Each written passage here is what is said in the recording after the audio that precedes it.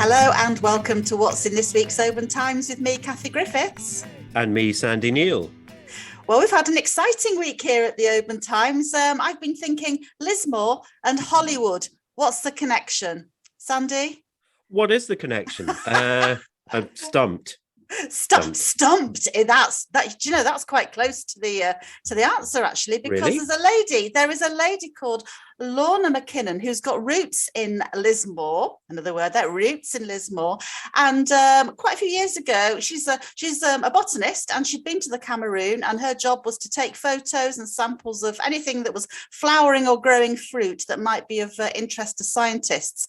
And it turns out one of the things that she captured on camera was a tree that is new to scientists, and it has a very fancy name which I can't pronounce here on our podcast, but actually it's been renamed the DiCaprio tree, as in Leonardo DiCaprio, the Hollywood heartthrob, and it's all linked because he's done a great deal to actually try and save this rainforest area where this tree was found. So there you go. So you can read all about that, and you can actually see a photo of this glorious little tree that has these like glossy yellow flowers growing sort of out of the trunk of the tree. So it's quite an unusual looking thing, but there you go. And I say Lorna's got links to Lismore. So that was a nice story. Well, on that, Kathy, Lismore in Gaelic means great garden, which makes it even more fitting. It is.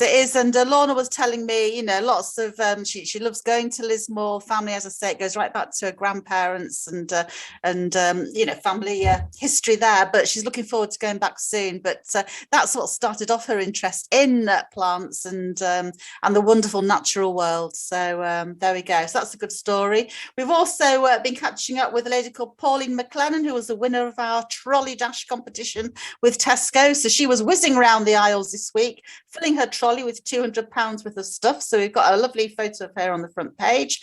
Good news, we can now have 2 visitors to patients at Oban Hospital. So that's 2 visitors per patient, if you like. If you remember a few weeks ago, it had been essential visiting only. So that's a good move forward there. Also, Mary's Meals, a charity founded in Dalmally in a garden shed. That's how it started off there. It's a feeding charity helping children all over the world in disadvantaged countries.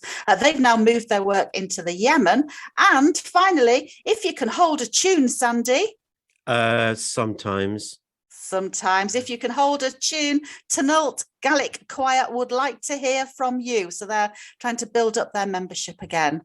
There we go. Sandy, what have you been up to?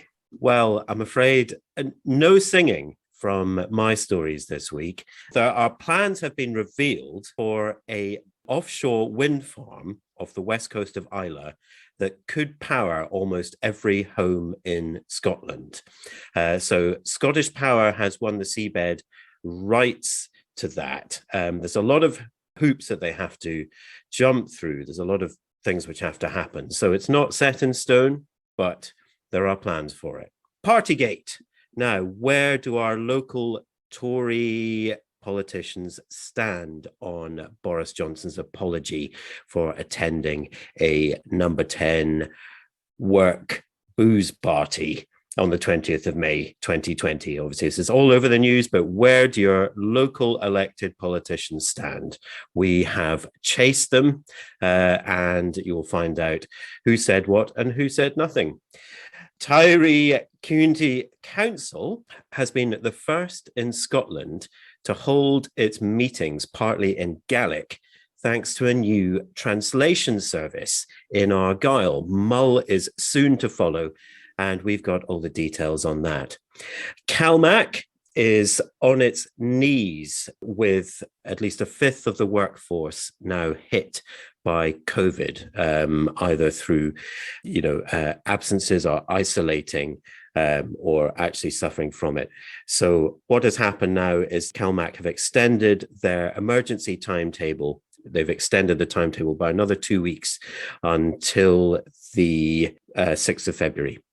And also, angry mums who've been trying to get these under 22 bus passes. The Scottish government has announced that or young people aged 22 and under can apply for free bus passes. Now, Argyll mums have been trying and have been venting their frustration to us and online about the unbelievably tedious hoops that they have to jump through, and many have just given up. We have got the Scottish Government's response to that. And I think that's it. You'll have to find out the rest of my stories in this week's Oban Times. Kathy, over to you.